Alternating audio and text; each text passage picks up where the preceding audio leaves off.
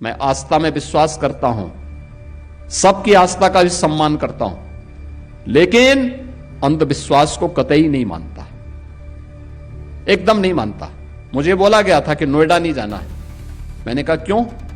कहा वहां सीएम नहीं जाते। तो मैंने कहा क्या नोएडा यूपी से बाहर है? कहा नहीं साहब, ये मान्यता है कि सीएम उतर जाएंगे कुर्सी से। तो हमने कहा भी कुर्सी से एक दिन कुर्सी को जाना ही है, तो कुर्सी के मोह में हम क्यों पड़े? मैं जाऊंगा वहां जरूर। और मैं गया था वहां पे। जब मैं गया तो मैंने देखा क्यों ये लोग बोलते थे, तो पता लगा वहां 4 लाख मामले बिल्डर और बायर्स के। आप सोचो 15 साल, 10 साल, 20 साल पहले लोगों ने अपनी पूरे जीवन भर की कमाई बिल्डर को दे दी मकान के लिए, फ्लैट देने के लिए, और बिल्डर पैसा दबाई बैठा है, पैसा नहीं दे रहा है, वो मकान नहीं दे रहा है, कब्जा नहीं दे रहा है, बड़ी हाई राइज बिल्डिंग खंडर के रूप में बदल रही है। मैंने बैठक की अथॉरिटी की, Noida authority, greater Noida authority.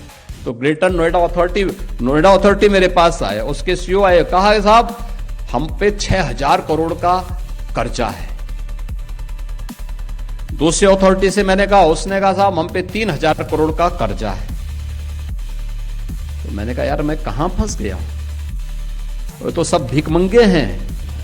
अब इन भिखमंगों से मैं बोलूं कि तुम इन 4 लाख लोगों को मकान दो, तो मैं फंस गया वहां पे। मैंने कहा ये मेरी स्थिति बड़ी अजीब सी है। लेकिन मैंने वहां पे पहले बायर से मैं बातचीत किया, उन्होंने कहा उनकी रो रहे थे साहब, पूरी जीवन भर की हमने कमाई लगा दी, हमें मकान नहीं मिला है, हम बैंक से कर्जा भर रहे हैं, बैंक का कर्जा बढ़ता जा रहा है। मैं बिल्डर के साथ मिला तो बिल्डर अलग से रोए, कहते हैं साहब हमने पैसा लगाया, लेकिन उस समय की सरकारों ने हमें पूरी तरह निचोड़ दिया है, हमारी सामर्थ्य नहीं है। मैंने कहा सामर्थ्य हो न हो, इन गरीबों को मकान तो देना ही पड़ेगा आपको, इन 4 लाख लोगों को मकान देना पड़ेगा। आप दीजिए, मैं पॉलिसी बनाने की तैयारी कर रहा हूं, लेकिन आप पहले मकान दीजिए। फिर मैंने अथॉरिटी से कहा, मैंने कहा कार्य पद्धति ठीक करो। हमने रिफॉर्म किए, कार्रवाई प्रारंभ की, भ्रष्ट तत्वों को वहां से बाहर का रास्ता दिखाया, और आज मुझे बताते हुए प्रसन्नता है 4 लाख लोगों को हम मकान दे चुके हैं।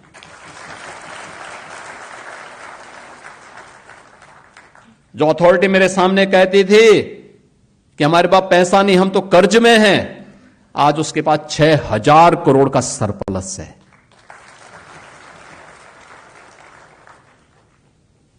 आज दुनिया का सबसे अच्छा इंफ्रास्ट्रक्चर भी और सबसे अच्छा इन्वेस्टमेंट भी वहां पर है, और वहीं पे ये मैन्युफैक्चरिंग हो रहा है जो मैं अभी चर्चा कर रहा था, ये सब कुछ वहीं हो रहा है। ये उस अंधविश्वास को मानने वाले लोग कौन थे जो भारत की आस्था पर उंगली उठाते हैं?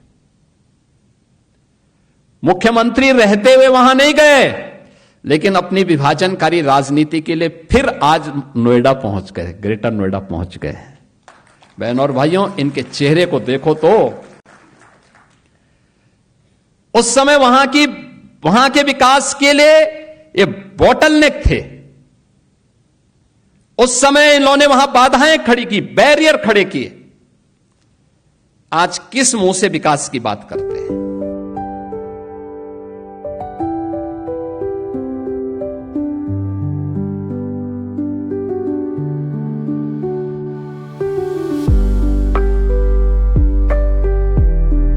आज से 9 वर्ष पहले एक संकट था,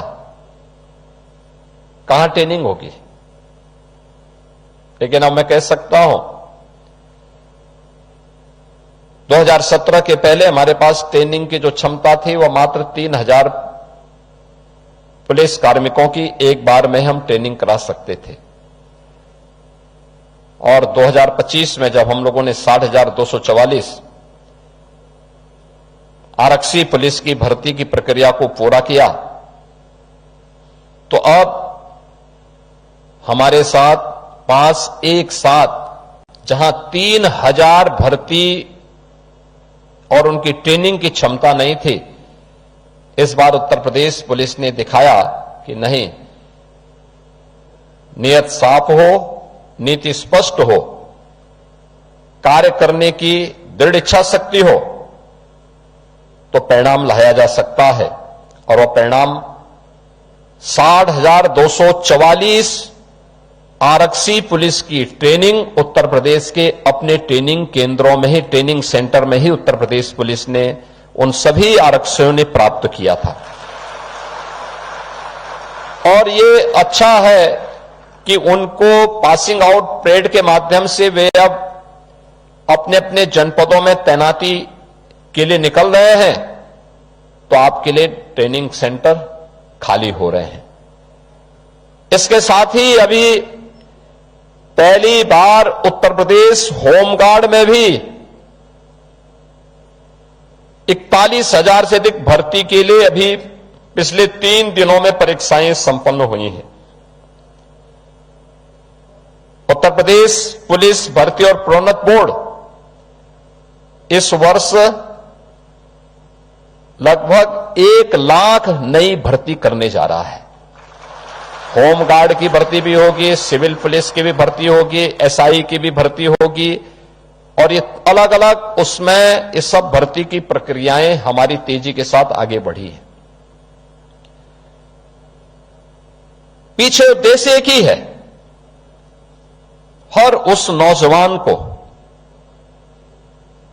जो योग्य है, क्षमतावान है, स्वतःस्फूर्त भाव के साथ उत्तर प्रदेश पुलिस बल का हिस्सा बनना चाहता है, उसके लिए अच्छा अवसर यह भर्ती एवं प्रोन्नत बोर्ड उसे उपलब्ध करवाएगा।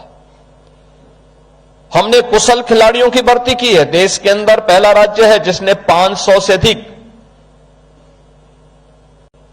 कुशल खिलाड़ियों को भी उत्तर प्रदेश पुलिस बल का हिस्सा बनाया है। और उसी का परिणाम है कि जब भी कोई स्पोर्ट्स मीट होती है नेशनल और इंटरनेशनल स्तर पर, तो उत्तर प्रदेश पुलिस अब उसमें अच्छा मेडल प्राप्त करती है, और देश और ही नहीं दुनिया के अंदर उसकी जो मेडल की संख्या होती है किसी भी अन्य राज्य की तुलना में अच्छी संख्या होती है। ये किसी भी फोर्स के लिए उसकी क्षमता को प्रदर्शन करने का एक माध्यम मिलता है।